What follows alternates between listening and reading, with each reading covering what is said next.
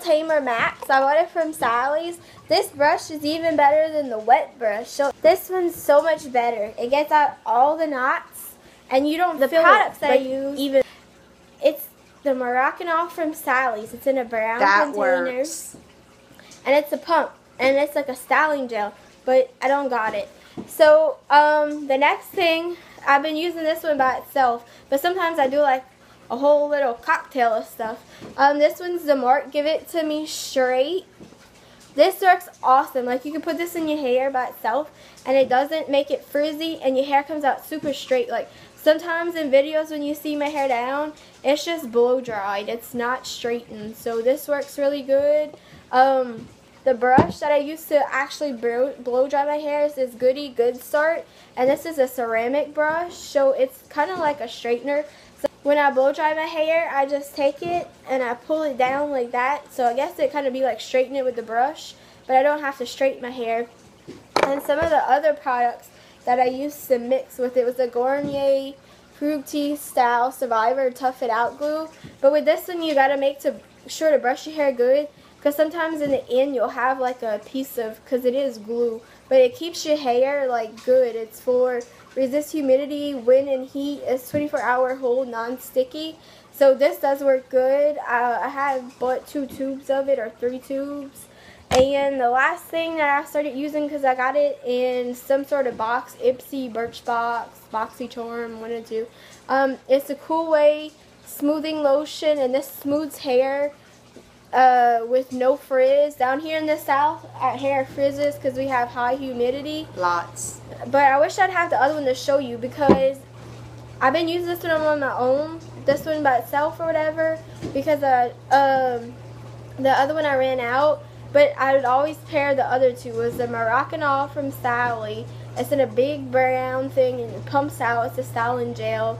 And this one together is like awesome. It's like an awesome thing. And then sometimes I use all 4 of them. It just depends. But lately I haven't been. And if your hair is damaged, I have to tell you, because after my hair was damaged, I went, Crystal gave me some Moroccanoil, and it came from Sally's, and I tell you what, it was and the conditioner, and that would help a lot too. Yeah, Beautiful Lengths by Pantene Pro V is awesome.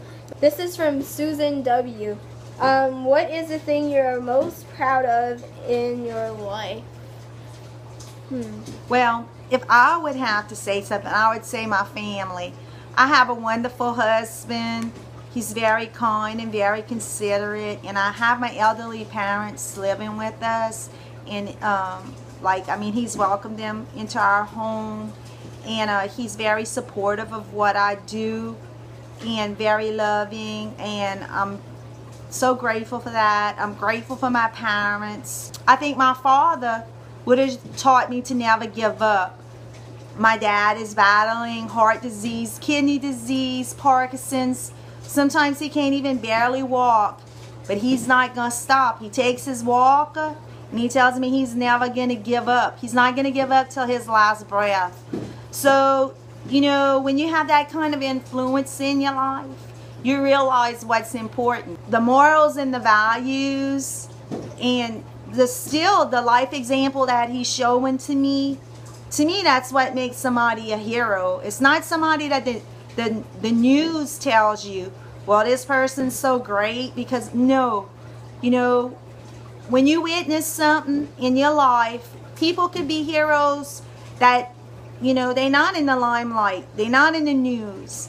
And you know, my mother is so selfless and just gives of herself so much. Heroes. My children, my beautiful daughter Crystal, you know, I think of so many things that I went through in my life when my life wasn't going well. She gave me inspiration to be the best that I could be, because I wasn't just thinking of myself anymore. I had a child to take care of. I had to make sure that I gave to her the best opportunities in life.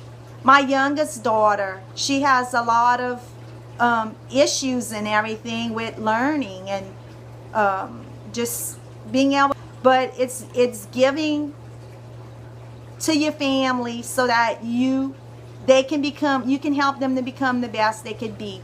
So for me, I think it would be my family. That's the thing that I'm most proud of. And I guess I'd have to say family too. If it's not like material things or something you've accomplished, then I'd say my family too. Because my family's always there for me no matter what. So, and they always supported me and always made sure I felt special. Even if it wasn't like buying me things, it was making sure to always tell me how I did a good job or how much they loved me, and they just always supported me. So I couldn't imagine not having a supporting family and people who support you. I couldn't imagine people who go through life alone and their parents really don't care or their family really don't care, because I never had a life like that. Yeah, and I have to mention my brother, because you know,